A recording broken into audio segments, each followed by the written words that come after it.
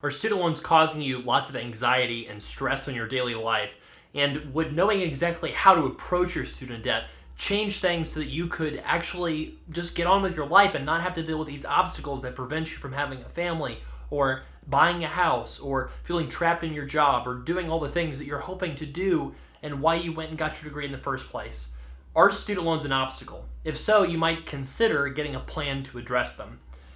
I want to address different reasons why you might think about getting a student loan plan and what you might actually get out of having one.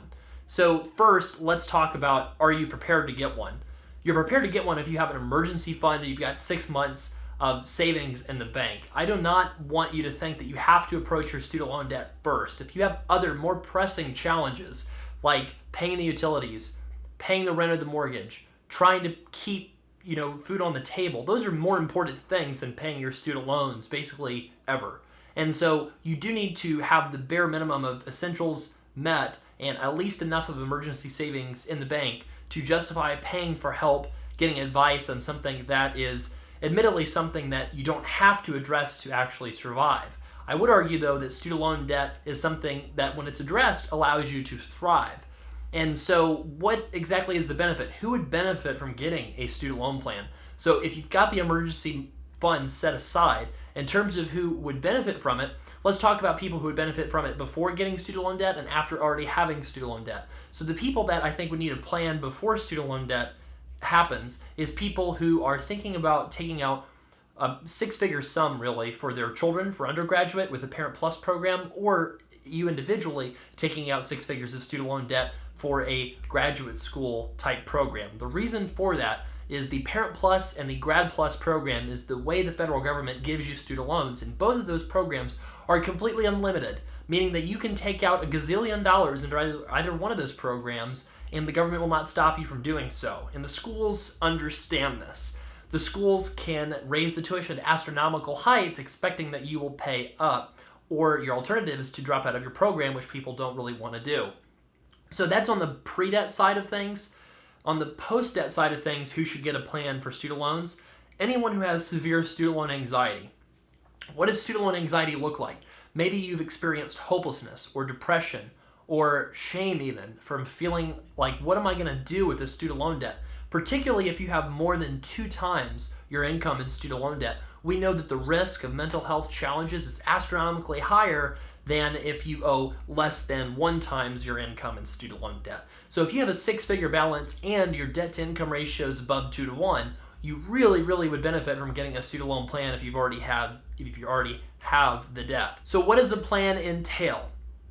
Now, if you think about a plan, it kind of seems like it might take a lot of work. It actually doesn't. Student loans have the same set of rules, although they're extremely complicated rules. You're either going to have federal student loans or private student loans. Private student loans, generally the best way to handle them if you're feeling financially strained is to refinance to a 20-year fix to get a lower monthly payment. Luckily, at least right now, you can do that fairly easily because the market and the credit markets in particular really want to lend to people. So if you have private student loan debt, that's generally the best way to address it, is to try to refinance it again, either to a lower interest rate or a lower monthly payment, or potentially both. Now, on the federal student loan side, what would the plan entail? You would have an analysis of all the different repayment plans that you can use. So revised pay-as-you-earn, income-based repayment, refinancing is also an option, public service loan forgiveness, and many loopholes that you probably have never even heard of. So there's the double debt loophole, there's the community property loophole, there's the filing separate loophole, there is the retirement savings loophole. There's so many loopholes when it comes to reducing what you have to pay if you're pursuing a student loan forgiveness plan. And that's really the name of the game, is to reduce the cost of your student loan debt so that you can get out of debt sooner and so that these mental health challenges do not affect you of the burden of carrying student loan debt, particularly for a long period of time. One thing that we have found, we've done a lot of mental health research around student loan debt through Student Loan Planners audience, which is mostly high debt professionals that have a lot of debts, typically 6 figures of student loan debt. And what we found was pretty startling. In general, it's very risky to take out a lot of student loans because it can cause, and I want to preface this by saying, if you are struggling, please seek help from resources such as the National Suicide Hotline, 1-800-273-TALK.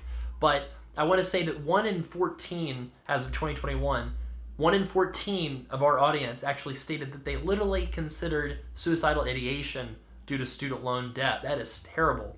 And we found that number was 1 in 15 for people that did not have that did have a plan, but 1 in 11 for people that did not have a plan. So even if you have a plan, student loan debt can be daunting. However, if you do not have a plan at all, it's a significantly higher risk that you could have mental health challenges due to your student loan debt. So that's a great reason to address it alone.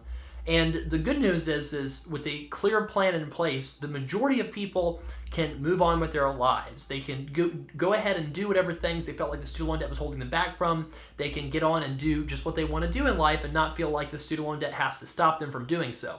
And the reason for that is because you can pay an income-based plan, maybe 10, 15% of your income, and then you can also set aside anywhere from 2 to 10% of your income into an investment account to cover the future tax liability with student loan forgiveness. And as it stands now, that tax liability is not being charged until the mid-2020s because of a change in the American Rescue Plan that made student loan forgiveness tax-free, but it's temporary. It's going to expire in 2026, and it's not going to benefit people potentially if you have triple Republican control of Senate, House, and the White House in 2026. So you still have to plan for it. That's a lot of information. I realize that planning for student loan debt and figuring out whether or not how to take it the most efficiently, if you haven't actually gone to school yet, I would suggest going to studentloanplanner.com/pre-debt. If you have not yet taken out a potential six-figure sum, we do pre-debt consults. And then on the tail end of things, when you already have the debt, we also do consults for folks that already have 6 figures of student loan debt. So that's studentloanplanner.com/help. And the thing that I would say is, how can Student Loan Planner, our company, help you? We have got a average rating of about 4.9 or 4.95 out of 5 stars with our consulting services. We're really proud of that, and it's because we try to put you first. We don't want anybody to hire us for a student loan plan if you clearly just need to refinance and pay your debt back. We have links for that. You can see those in the description below about how to get the biggest cash bonus for refinancing. This consulting service is really made for people who are really struggling due to their student loan debt. And the good news is we have a solution for you. It's called knowing what to do, having a clear plan of attack, understanding all the different repayment plans and knowing which one to select, and how to save for the potential future tax bump that may or may not happen, right? How to file your taxes, married versus separate. There's all these things to consider. And the average student loan planner client has saved an average of about $48,900 in projected savings. $48,900 on an average balance of a couple $100,000. So that's our typical client, is a person with a professional degree that owes maybe a little more than 2 times or more of their income in student loan debt, and it really feels like that is holding them back, and it doesn't have to. So thank you so much for watching. I'm Travis with Student Loan Planner, and comment below what kind of challenges has student loan debt given you in your life. Share that below, and thank you so much for watching.